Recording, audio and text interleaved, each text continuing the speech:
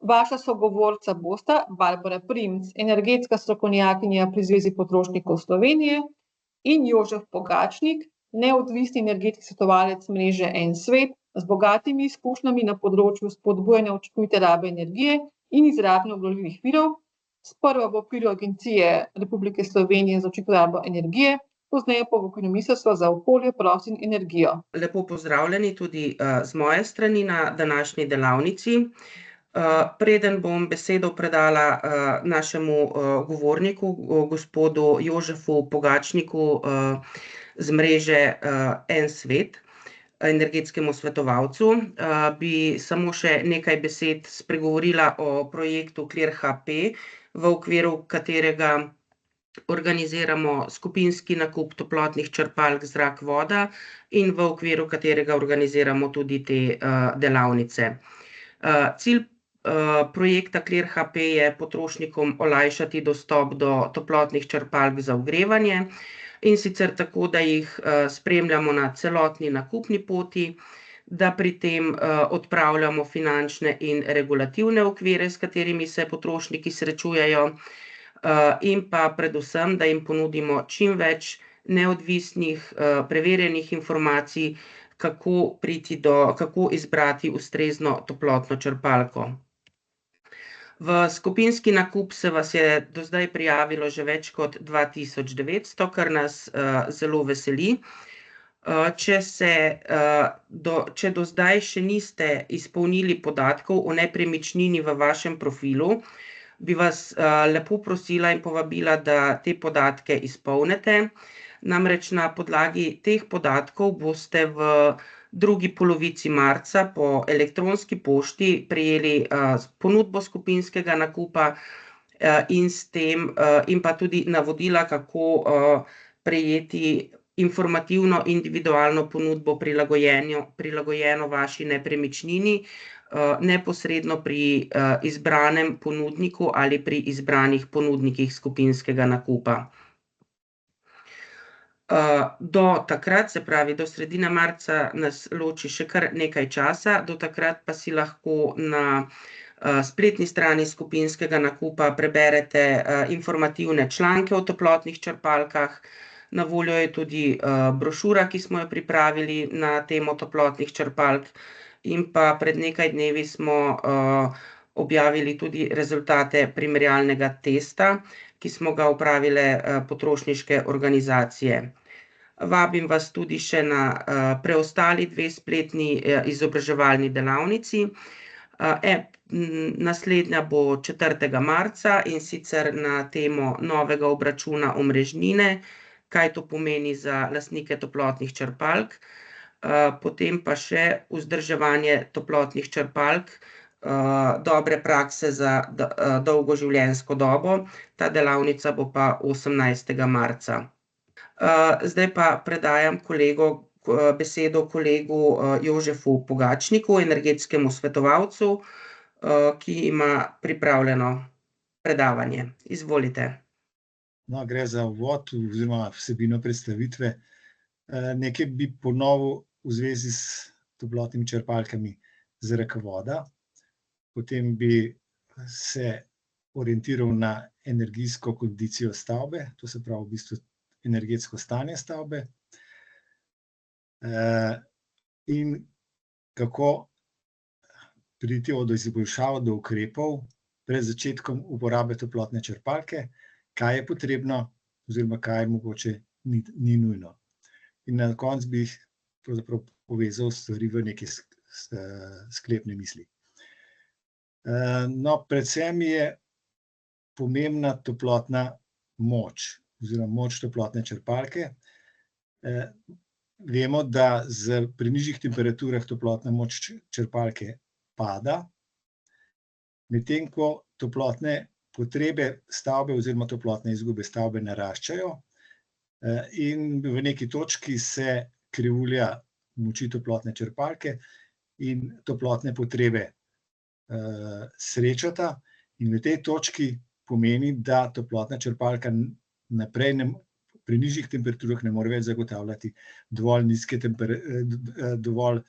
visoke ogrevalne moči, da bi pokrivala toplotne potrebe. Takrat je potreben nek dodaten električni ali kakršenkoli drugi grelec, vendar pri toplotnih črpalkah zrak, voda je to praviloma električni grelec pridružen kar neposredno v sami toplotni črpalki in se vklaplja avtomatično.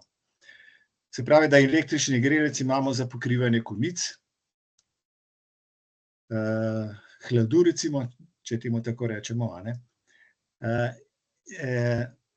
Je pa res, da potem ne rabimo nimamo potrebe po dodatnem viru energije, ker ima pač vse v eni napravi. Če je recimo, ne vem, predvideno, da se v neki, kako bi rekel, bivalentni točki vklopi električni grelec, v tem primeru niti ne rabimo maksimalno močne toplotne črpalke, ampak je dovolj neka manjša toplotna moč črpalke, zato da v bistvu tisto manjkajočo energijo pokriva električni grelec.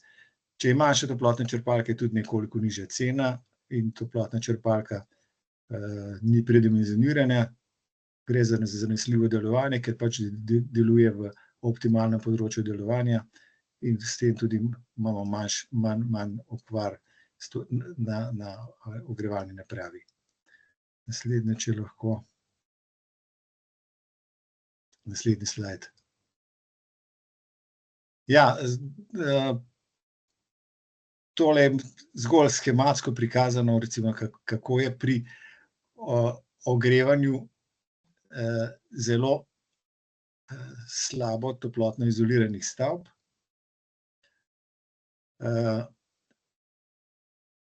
Pač ta bivalentna točka pri slabo izoliranih stavbah se v bistvu pojavi prej oziroma v tem primeru je pokazano, da tam nekje okrog -5 stopinj Celzija. Od tam naprej bi morali pravzaprav se vklopiti električni grelci in pokrivati te manke. Sodobne toplotne črpalke tega v bistvu ta problem nekoliko zmanjšujejo. Namreč naslednji slajd bo pokazal, kar če date, no, da so sodobne črpalke nekoliko sistificirane, izboljšane in skratka zagotavljajo potrebno toplotno moč nekoliko dlje. Ta krivulja se je premaknila višje gor in bivalentna točka se je premaknila recimo tam nekje na -13 stopinj Celzija.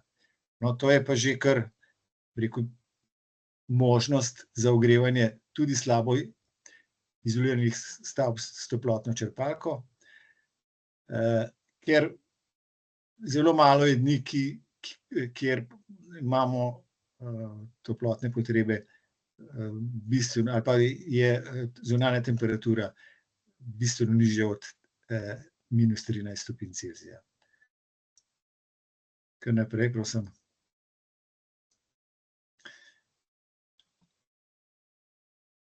Ja, kar se tiče učinkovitosti toplotne črpalke, je predvsem pomembno grelno število. Grelno število je tisto število, ki pomeni razmerje med pridobljeno toplotno močjo iz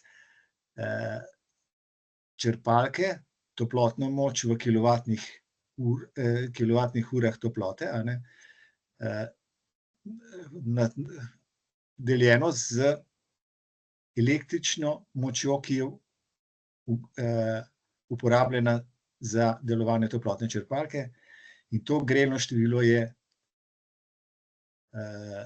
bistveno večje od 1, oziroma rečemo pri toplotnih črpalkah zrak, voda, pa želimo imeti grelno število večje od 3. Dejansko so na trgu take toplotne črpalke kar prisotne. Je pa res to grelno število določeno pri točno specifičnih pogojih in dejansko ne moremo reči, da to grelno število imamo vse skozi, ko toplotna črpalka deluje, oziroma da ga lahko izkoristimo, da toplotno črpalko lahko izkoristimo do tega grelnega števila. Dejansko lahko recimo na sezonsko ali pa recimo letno sezonsko grelno število SCOP. To pa je tisto, kar je realno lahko dobimo iz toplotne črpalke. Tukaj moramo povedati tudi, da toplotne črpalke ne zmorejo ogrevati višje od recimo 60-65 stopinj danes že, razen če ne govorimo o visokotemperaturni toplotni črpalki, ki dvonivojsko v bistvu ogreva vodo. Tako da imamo dva kompresorja, eden dvigne temperaturo na en nivo, recimo do 50 stopinj, drug pa na drug nivo, recimo 80 stopinj. No, to bi bila tako imenovana visokotemperaturna ogrevalna toplotna črpalka. Zagotovo je ta toplotna črpalka najmanj učinkovita, uporablja se večinoma v sistemu z radiatorji in tam, kjer pravzaprav ni možno določenih ukrepov izvesti, recimo ali zaradi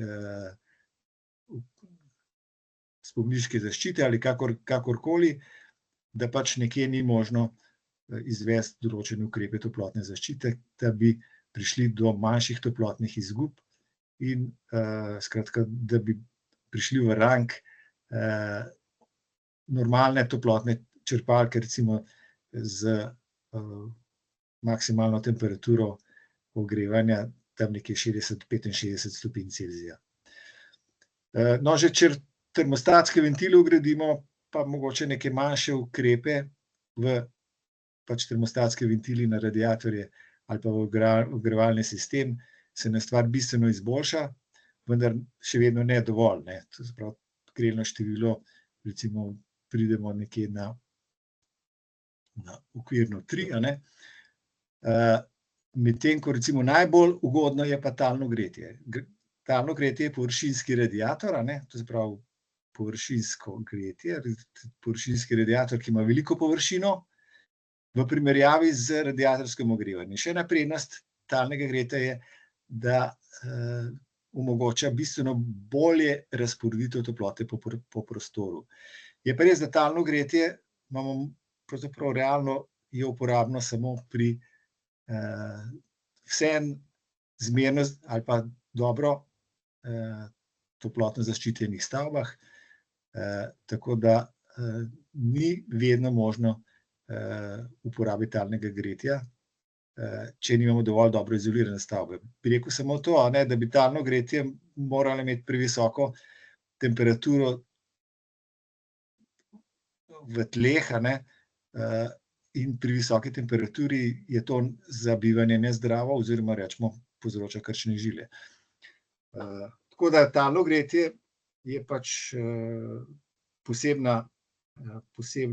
primer, ki mora biti pač odločen na podlagi tega, da je rezultat rekel optimuma med toplotnimi izgubami stavbe in toplotnim ugodjem, ki nam ga talno gretje ponuja. Naslednji, prosim. No, učinkovitost toplotnih črpalk lahko med sabo malo primerjamo, recimo to, kot jih nekako definira Ekosklad. Ekosklad to postavlja kot pogoj za kvaliteto toplotnih črpalk, ki jih lahko subvencionira, vendar ta sezonski izkoristek, ki je uporabljen kot merilo ali pa parameter za učinkovitost toplotnih črpalk,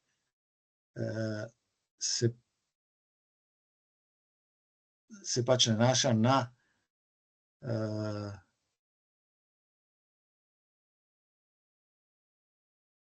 učinkovitost toplotne črpalke v primerjavi z gorivom, s katerim je bila proizvedena elektrika. To se pravi, v bistvu primerjamo na primarno stran. To se običajno, da tako rečem, uporabnikov ne tiče.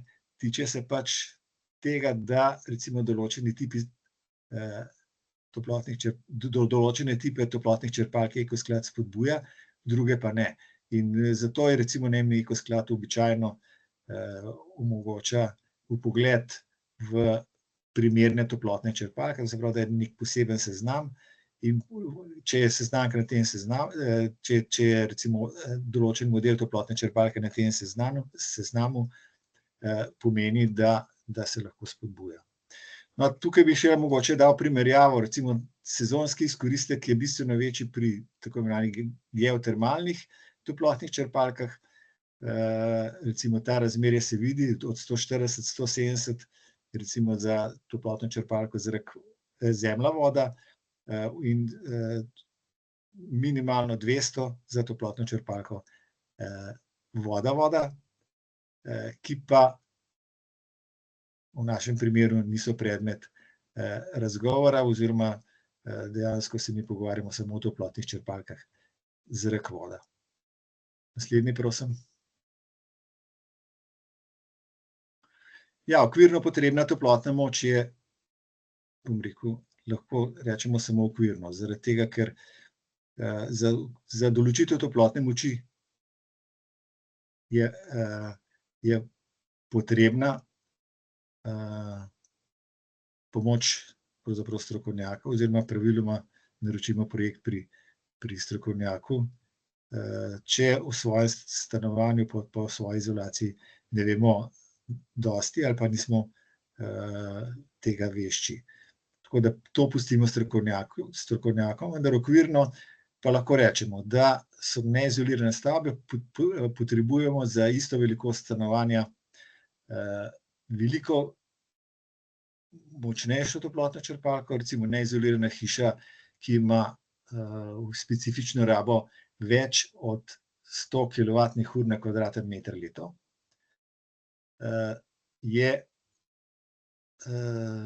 skratka, bi lahko rekli, že neprimerna za uporabo toplotne črpalke. Slabo izolirana hiša pa z današnjimi tehnologijami toplotnih črpalk že lahko pride nekje v kombinacijo, da se pač lahko tudi uporablja recimo določena toplotna črpalka, tudi toplotna črpalka zrak, voda. Seveda ne sme pa temperatura dotoka oziroma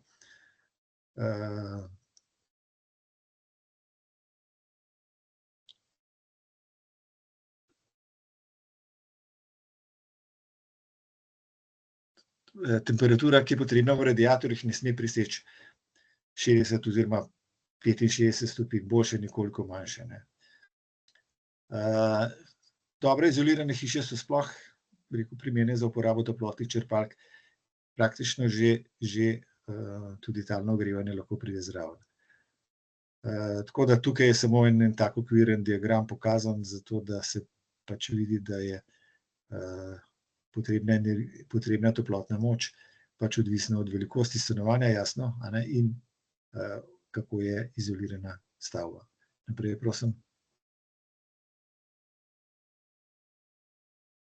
No, posebna stvar, ki pa je povezana recimo z različnim načinom ogrevanja, recimo razlika med centralnim in pa talnim gretjem, a ne.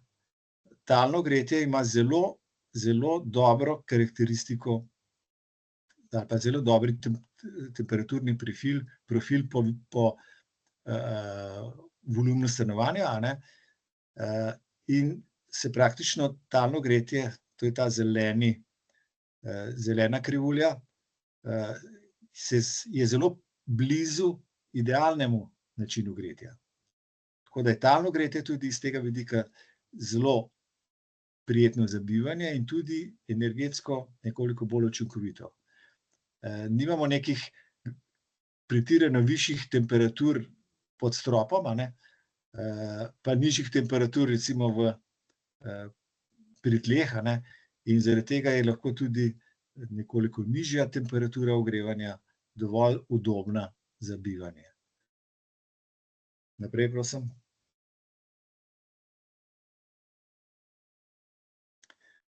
No, kriterij, ki bi ga postavili za dokaj slabo kondicijo stavbe, se pravi toplotno kondicijo ali pa energijsko kondicijo stavbe, lahko tudi gledamo skozi tega, skozi kriterij, kakšna dovodna temperatura ogrevalnega sistema je potrebna.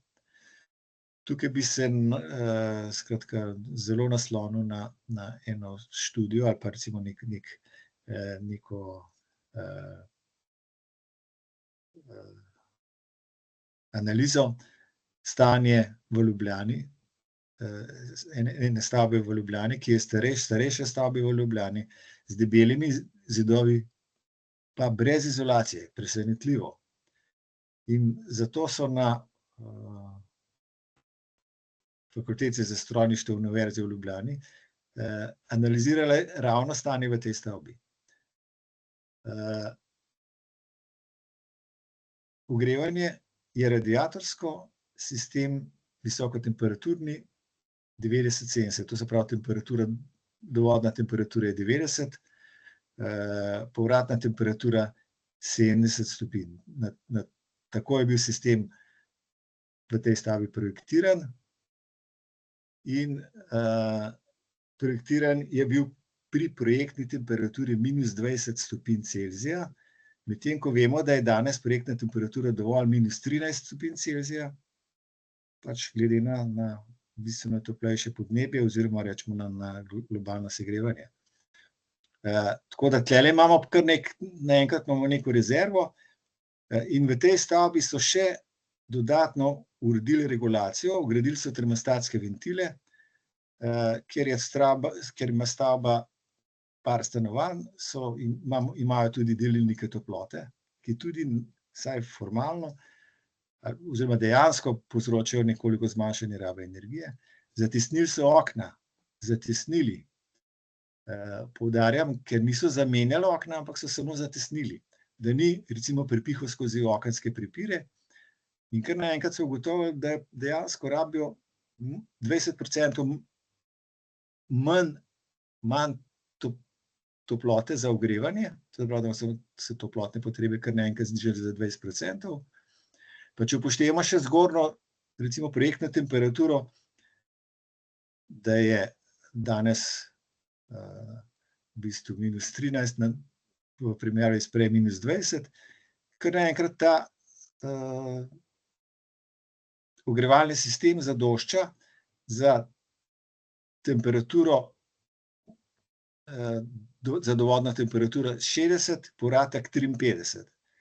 To je sicer računsko bilo določeno, ampak bistvo je to, da je to stanje, ki velja za temperaturo -13 stopinj Celzija zunanjo temperaturo.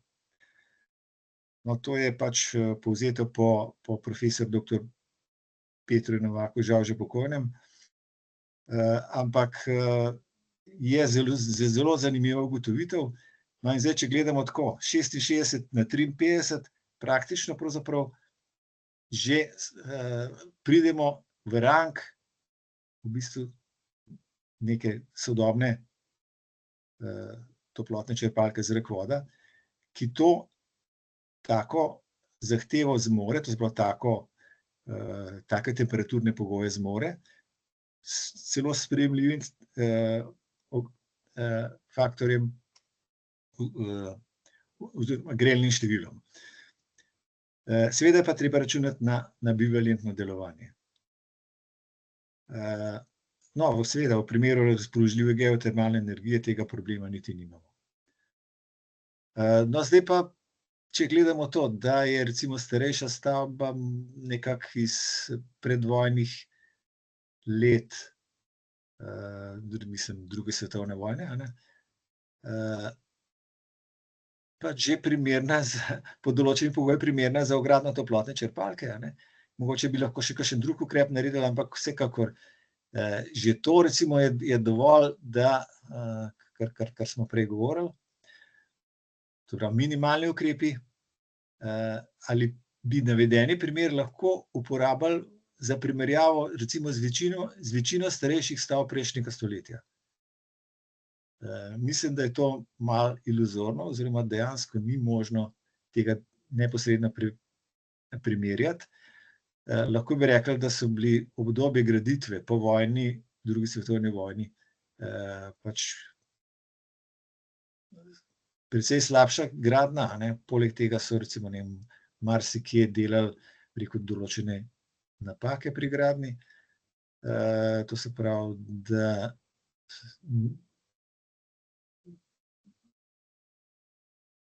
da ne more biti taka stavba, oziroma da ne moremo računati, da bo bila tudi taka nova stavba brez energijsko neugodnih konštrukcij, kot so na primer balkoni, terase, ki so neposredno povezani s betonsko etažno ploščo. To so potem zelo veliki toplotni mostovi, ki jih je pa treba na neki način sanirati, in brez te sanacije je zagotovo objekt bistveno slabše toplotno, v bistveno slabši toplotni kondiciji. Pa tudi konec koncev drugih napak pri gradnji je bilo kar nekaj, ne. To se pravi, pri teh stavbah recimo od 60 do 90 let recimo, a ne, kot so linijski mostovi, recimo Cokelj že predstavlja velik toplotni most. Cokelj proti, če ni izoliran, ne.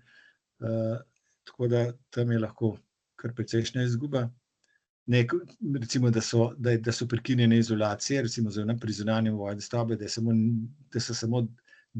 je zunanji voj stavbe samo delno izoliran, oziroma da gre za neenakomerno toplotne zaščite voja stavbe. V vsakem primeru je priporočljiv posvet s strokovnjakom ali pa vsaj z energetskim svetovalcem.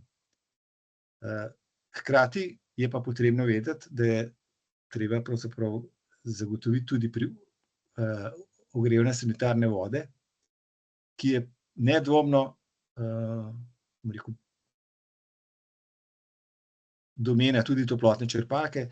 Namreč, če uporabljamo toplotno črpalko 60-65, recimo, ki zmore delati recimo do 65 stopinj Celzija, je to popolnoma dovolj tudi za pripravo sanitarne tople vode. Naprej, prosim. No, kar se tiče večjih posegov, a ne, je nedvomno pomemben prispevek Eko sklada, kjer nudi nepovratne finančne spodbude za uporabo, bom rekel, obnovljivih virov. To pomeni, da se lahko pridobi tudi subvencije za toplotno črpalko. In pri starejših stavbah se lahko kandidira tudi za toplotno zaščito, fasade, strehe, stropa proti recimo neogrevanju prostoru oziroma podstrešju, tudi izolacijo tal. Možna je subvencija za vgradnjo oziroma zamenjavo energetsko učinkovitih oken z novimi lesenimi tristekelnimi. No, dejstvo pa je, da so recimo, da so okna med najpotratnejšimi elementi v ovoju stavbe. Tako da je recimo, ne vem, zamenjava energetsko učinkovitih oken, zamenjava z energetsko učinkovitimi okni zelo dober ukrep. Razen tega imamo pravzaprav na razpolago tudi subvencije za vgradnjo prezračevanja, ki pa gre zelo dobro v kombinacijo z vgradnjo energetsko učinkovitih oken. Namreč sodobna okna so zelo dobro zatesnjena in v bistvu je prezračevanje nekoliko okrnjeno. Če ročno ne prezračujemo bistveno več, potem je nevarnost recimo kakšne vlage in plesni zaradi tega, ker se vlaga preveč zadržuje v prostorih. In zato recimo je zelo dobra kombinacija z vgradno prezračevanje, ki pa praktično to možnost lahko ali pa ta problem lahko odpravi. Naprej, prosim. No, prej smo tudi govorili, da je recimo, ne vem, da so šibka mesta toplotni mostovi in recimo tukaj bi poudaril, to se pravi izolacija cokla. Izolacija cokla, pri tem je dobro, recimo tukaj je na levi strani je pokazano podnožje stavbe, v kateri je hladna klet. Vendar ta hladna klet je tudi dobro, da se izolira, tako kot recimo izoliramo potem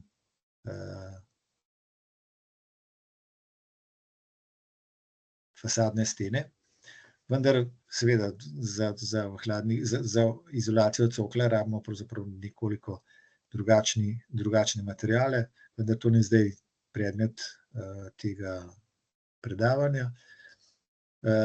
Pomembno je to, da se praviloma odkoplje vsaj 50 do 70 centimetrov v globino ob kletni steni, da se tisto, kar je v zemlji, potem in hidroizolira in toplotno izolira in imamo, bom rekel, stvar zelo dobro toplotno zaščiteno.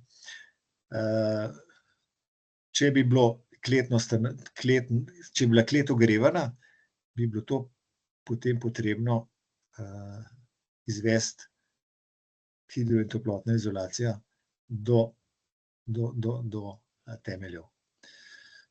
No, na desni strani pa imamo pokazano recimo toplotni most recimo atike, kjer je recimo ravna streha, ob robovih se potegne recimo do vrha atike izolacija in ta izolacija skratka preprečuje toplotni most po konstrukciji atike navzdol.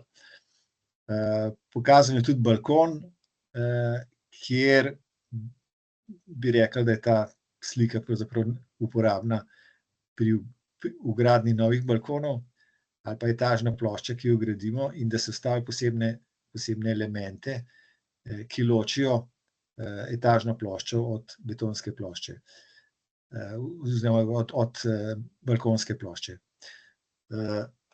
Tako da to so takšne rešitve, na katere se danes naj ne bi pozabilo, včasih na to nihče ni mislil. Naprej, prosim.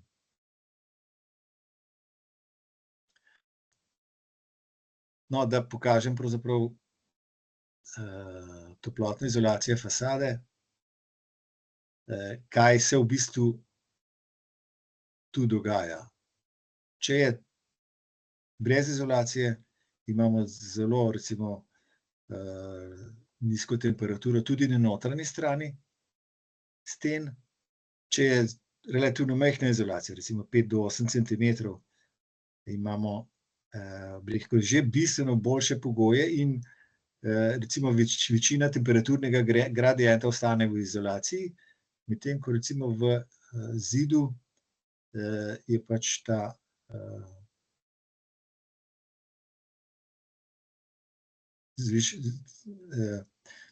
razlika v temperaturi relativno majhna. Tako da recimo lahko računamo recimo tam okrog 18 stopinj, že zunanja notranjo oziroma temperaturo na površini stene. Medtem ko če bi rekel bistveno večja debelina izolacije na zunanji strani, se potem ne pozna tako bistveno, ampak je recimo lahko stena topla tudi čez 19 stopinj Celzija, kar pa je bistveno, rekel, ali pa odlične razmere. Omenil bi še tlele, da je potrebno navezati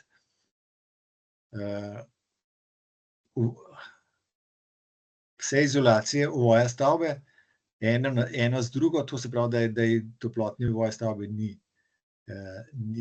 nikjer prekinjen, in tukaj je pokazano na tej sliki stik toplotne izolacije fasade z toplotno izolacijo strehe. Naprej, prosim. No, to je pa v živo, recimo, ne vem, neka slika iz toplotne izolacije hladnega podstrešja. Recimo tukaj je uporabljena trda mineralna volna. Lahko se vpiha tudi izolacija v neko pripravljeno konštrukcijo, to se pravi vpiha celulozna izolacija. To je, lahko bi se tudi napihala, če pač tega hladnega podstrešja se ne uporablja, ampak tam se potem naredi vsaj revizijske poti. Pri strehi, kjer ima pod streho recimo bivalno mansardo, je potrebno poudariti, da se danes dela prezračevano streho in pod strešno kritino se vidi, da so določene vzdolžne lamele oziroma vzdolžne lamele, ki omogočajo nek koridor za prezračevanje strehe, tako da se sama izolacija potem bistveno ne pregreva.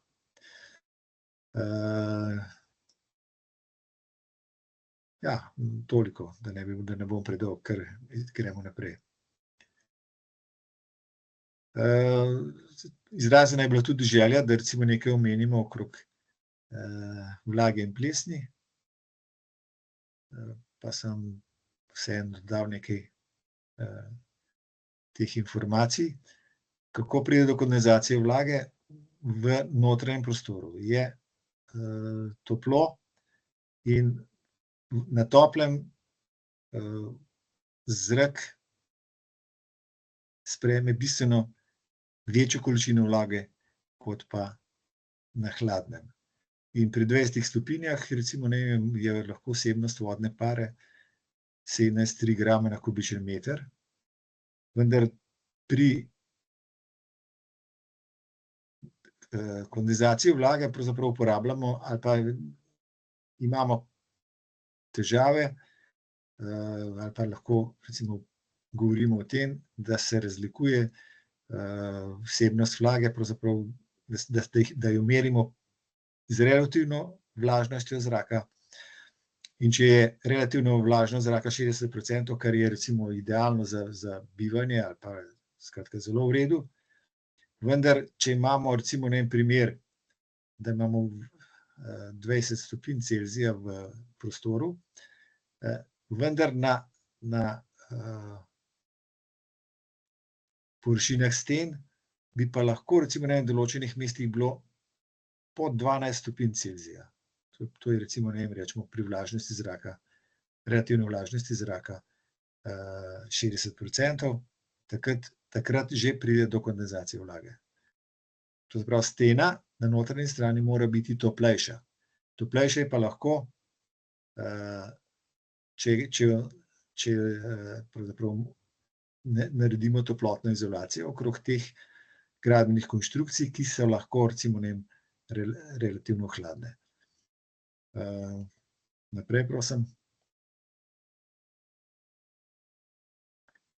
No, kondenzat vlage in posledično tudi plesen lahko dobimo, skratka, v primeru, bomo vzeli isti primer, kot sem ga že prej razlagal, 60% relativna vlažnost, temperatura prostora 20 stopinj, temperatura površine gradbenih konštrukcij,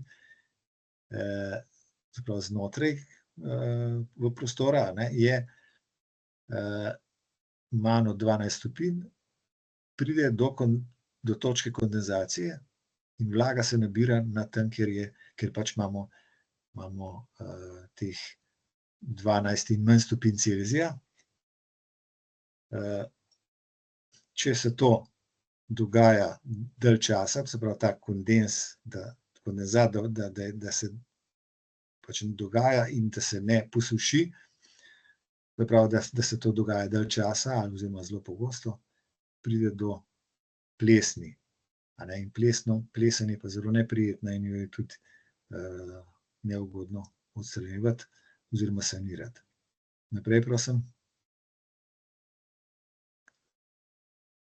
No, poleg toplotne izolacije okrog teh kotov ali pa recimo okrog teh gradbenih konštrukcij, ki so recimo kot najneugodnejše je pač recimo kot, če tam zunanje strani dobro izoliramo, smo več ali manj problem kondenzacije vlage v tem kotu rešili.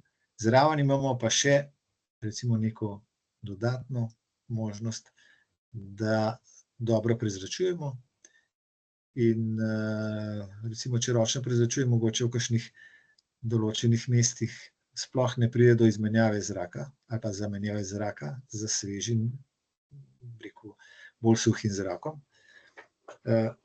In v tem primeru je idealno, če imamo zraven vgrajeno še mehansko prezračevanje z rekuperacijo, ki je lahko centralno ali lokalno. Ne bi razlagal zdaj, kako deluje pač to schematsko prikazano, recimo centralno prezračevanje. Za starejše stavbe je včasih bolj primerno lokalno prezračevanje, ker je lažja vgradnja, recimo se pač samo navrta zunanje stene in vgradi enote lokalne rekuperacije. Ponavadi so to enote so v parih in skozi eno vsrkava zrak, sveži zrak, druga oddaja ven, potem se pa, bi rekel, po določenem času, recimo rečemo po minuti, se ta tok ali pa smer prezračevanja obrne od ene enote k drugi v obratni smeri. Poseben primer je, recimo, ki mi je zelo všeč, recimo opcijsko prezračevanje dodatnih prostorov lahko izvedemo tudi z lokalnim rekuperatorjem, ki vsrkava in oddaja ali pa vpihuje zunanji zrak v prostor iz iste, kako bi rekel, iz iste naprave oziroma iz istega okrova, vendar ima možnost, da preko določene cevi napeljemo sveži zrak v sosednji prostor. Potem ta zrak iz sosednjega prostora mora zakrožiti preko recimo hodnika nazaj k tej prezračevalni napravi in se pač pri odprtini za izpihovanje zraka odda v zunanjost. To je recimo zelo zanimiv primer prezračevanja, ki meni lahko nekako bolj všeč kot kakršnekoli druge oblike lokalnega prezračevanja. Naprej, prosim. No, zamenjavo oken smo že več ali manj rekli, da je to recimo stvar,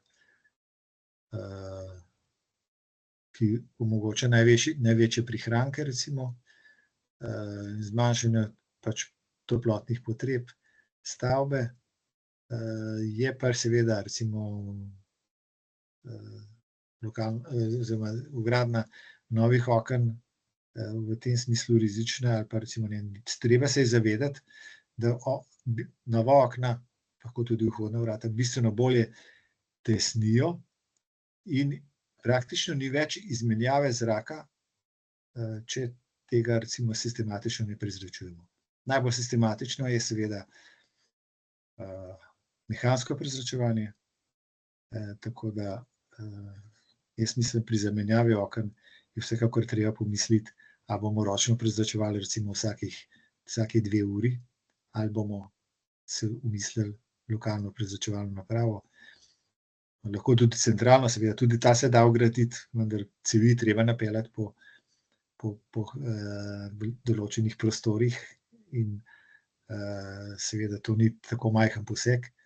No, ampak kakorkoli, treba je pomisliti tudi na možnost lokalnega prezračevanja. Naprej, prosim. No, če zaključujem stvar, pač podam neke sklepne misli.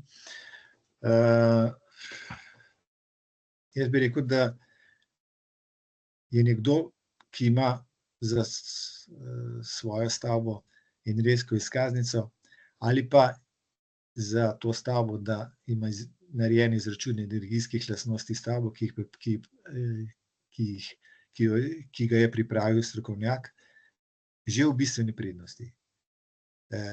Skratka, bistveno lažje se potem odloči, a rabi še kakšen ukrep ali je dovolj za to, da se samo vgradi toplotna črpalka.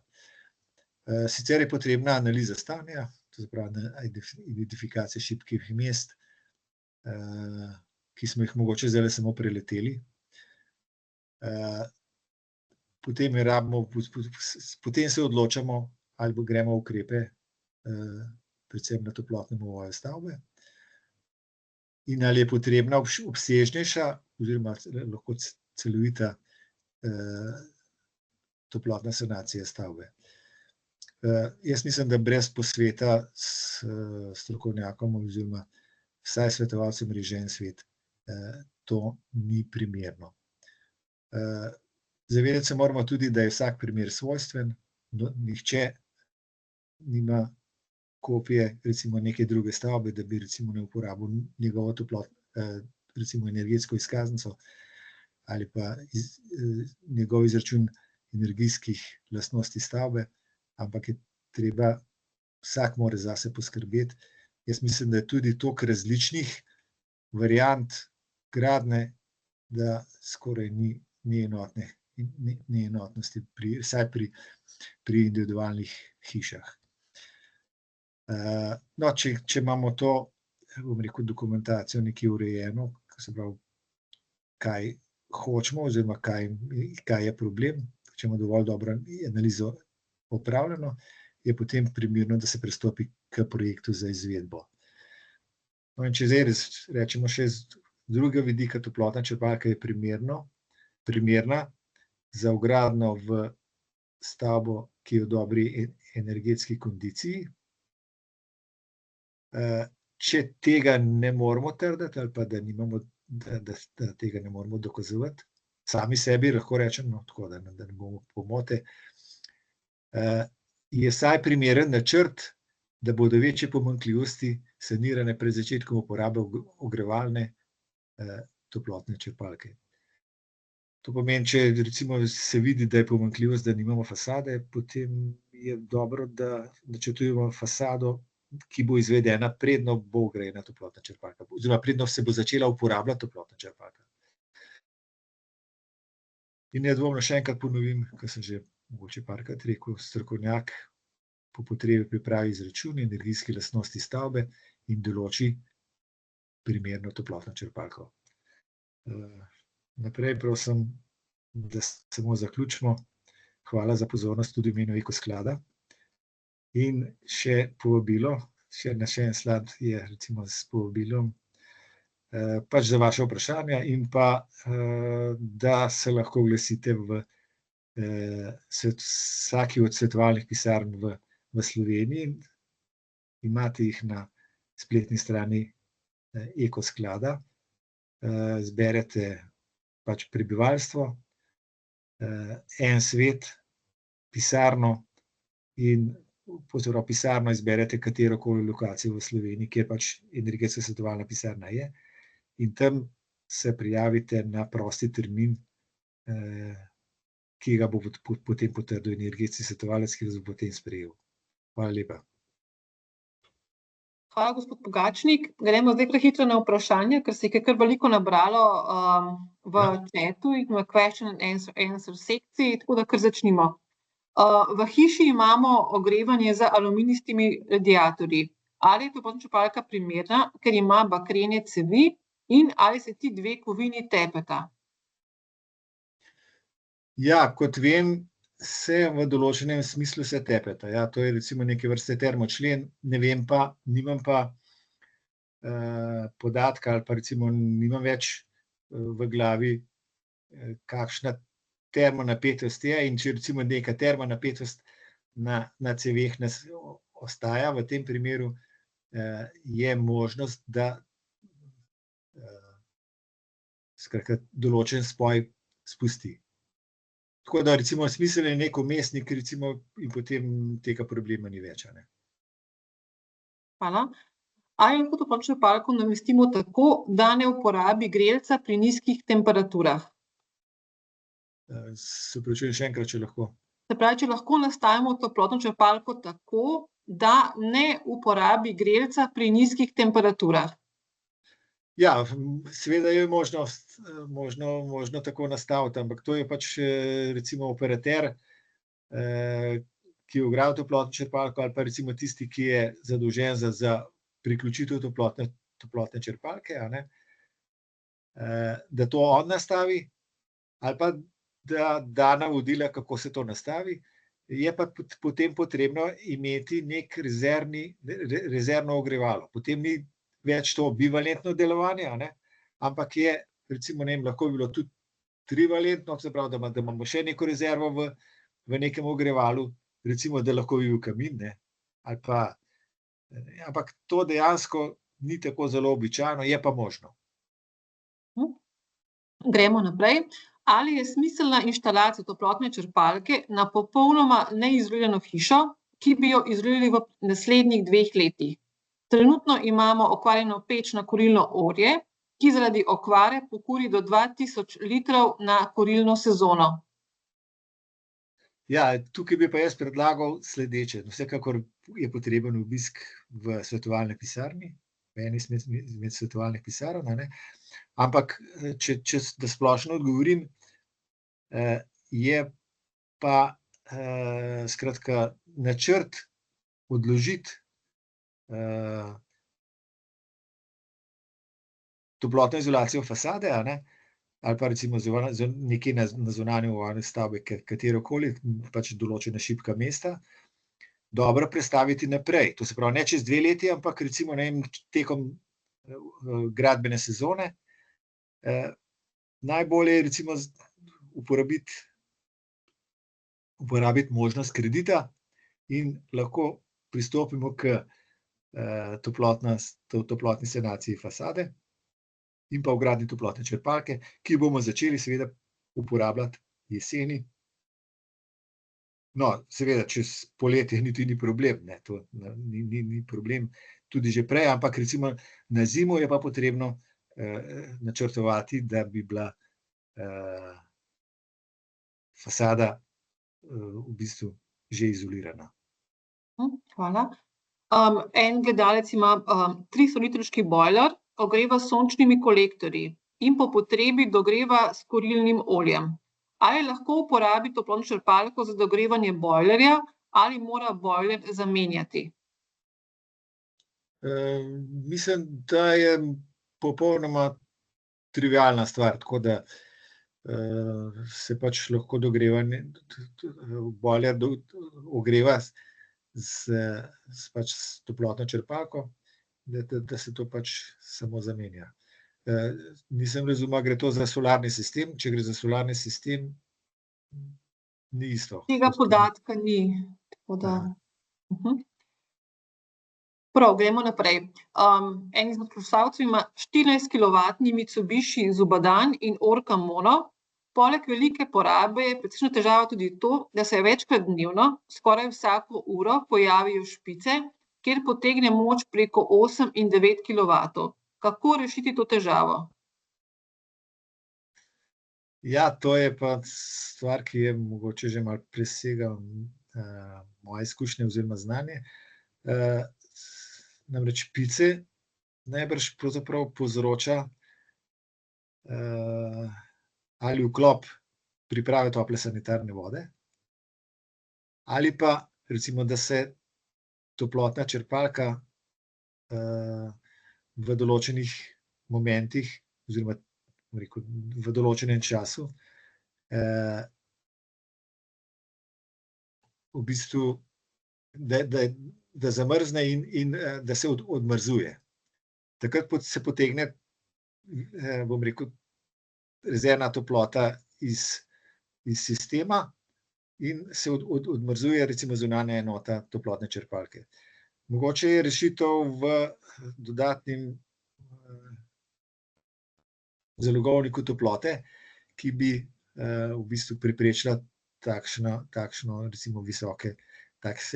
visoke trenutne potrebe pomoči toplotne črpalke. Vendar to je treba vprašati serviserje oziroma rečemo dobavitelje tiste toplotne črpalke, ki vam je to vklopil v ogrevalni sistem. Hvala. Novo vprašanje. Ali je toplotna črpalka pomeni tudi za stropno ogrevanje? Imamo termoraj plošče pod opažom, lesena hiša Konka. Ja, toplotna črpalka je tako kot vsako vsak v bistvu vir ogrevanja, pač lahko uporabi katerikoli način ali pa katerikoli radiator. Stropno ogrevanje je tudi ploskovni recimo radiator, če tako rečemo. To se pravi, da se toplota širi od stropa navzdol, ni najboljše, ker je veliko boljše recimo ogrevanje s toplotne črpalke od tal navzgor, boljša razporeditev toplote je, vendar je pa možno in lahko se delno vedno tudi ogreva iz stropa. To predvsem v bistvu deluje kot sevalo potem, in da seva toplota navzdol. Velikokrat se pa to uporablja predvsem za hlajenje. Ampak je pa možno tudi ogrevati, ja. Potem imamo še nekaj vprašanj. Ali je za slabo izgledano hišo bolje ogrevati z dovodno temperaturo 50 stopinj, če ta zadostuje za ogrevanje, ali bi bilo bolje na 60 stopinj, ker bi bila potem izhodna temperatura višja? Kje je poraba elektrike? Kje je večja poraba elektrike? Ja, vedno je najboljše, recimo, čim manjša temperatura je, boljše je za toplotno črpalko. To je vedno najboljše. Ampak zdaj, kje pa je večja poraba, lahko bi rekel primerjal s tem, če je to recimo, na višji temperaturi ogrevanje, zato da se čim hitreje ogreje, bi to še razumel. Ampak recimo, da se nastavlja to, samo občasno višjo temperaturo, to ni primerno. Toplotna črpalka je v bistvu primerna, ali pa je v bistvu stroj, ki naj bi delal stalno in stalno dodajal tisto manjkajočo toploto. Sploh pa to velja za tako imenovane inverterske toplotne črpalke, ki se neprestano prilagajajo toplotnim potrebam, tako da vsako manjkajočo temperaturo se hitro prilagaja z malo višjo ali pa malo nižjo močjo, kolikor je pač to potrebno. In to je relativno, kako bi rekel, enakomerno in ni teh večjih sunkov povečanja toplotne moči. Hvala. Naš čas se je že iztekel, ampak bomo vzeli še 2 vprašanji. Tako da naslednje vprašanje je: potreboval bom visoko temperaturno toplotno črpalko, radiatorsko ogrevanje hiše. Ja. Razmišljam o hibridni toplotni črpalki. Kakšno je vaše mnenje? Ja, hibridna toplotna črpalka je pravzaprav bolj običajna kot pa visokotemperaturna toplotna črpalka, vendar vsaka ima svoje prednosti in slabosti. Recimo pri hibridnem načinu ogrevanja je pač potrebno tudi plinski kotel, in v primeru plinskega kotla je moč ogrevanja skoraj, bom rekel, neproblematična, da ne bom rekel skoraj neomejena, ampak recimo za te normalne razmere bi lahko rekel, da je bistveno večja toplotna moč lahko potrebna in pač lahko zagotovi katerokoli potrebno toploto v radiatorjih.